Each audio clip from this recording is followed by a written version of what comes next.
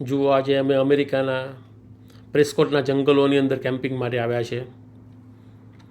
Camping માટે અમે આ સાઇટ બુક કરાવી છે. જેમ આપણે હોટલમાં રૂમ બુક કરાવીએ એમ અહીંયા જંગલમાં પણ જો તમારે કેમ્પિંગ કરવું હોય અથવા પર્વત પર કે ગમે તે કેમ્પિંગ કરવું હોય તો આ રીતે સાઇટ બુક કરાવવી પડે.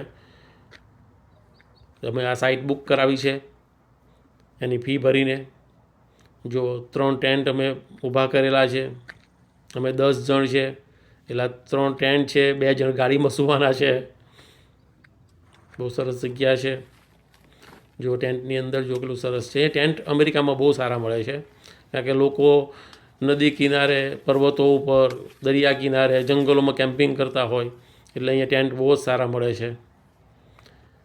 અને અહીંયા જંગલમાં બી આ લોકોએ બહુ સારી વ્યવસ્થા કરે છે. જો અહીંયા કચરાપેટી જુઓ, દરેક કેમ્પિંગ સાઇટ પર આવી કચરાપેટી હોય એટલે કોઈ જંગલમાં કચરો ના નાખે.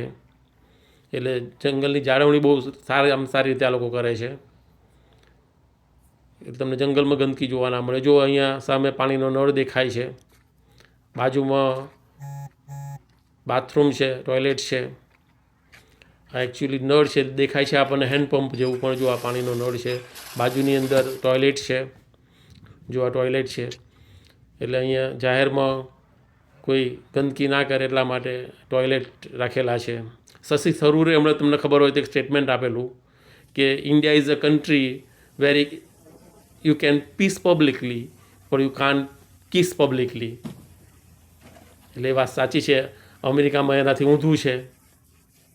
હવે જો રાત્રિ થાય ત્યાર પહેલાં અમે અમારા જમવાની વ્યવસ્થા કરીએ છીએ, સેન્ડવિચ બનાવીએ છીએ.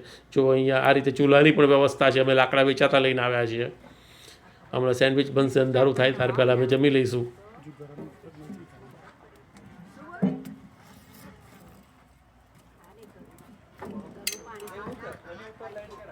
સરસ બધી વ્યવસ્થા હોય છે.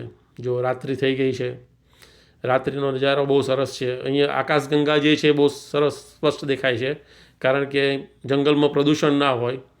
એટલે જો અમે જે પિક્ચર્સ લીધા છે જુઓ તમે, તારાઓ દેખાય છે, આકાશગંગા આખી દેખાય છે. બહુ સરસ નજારો છે.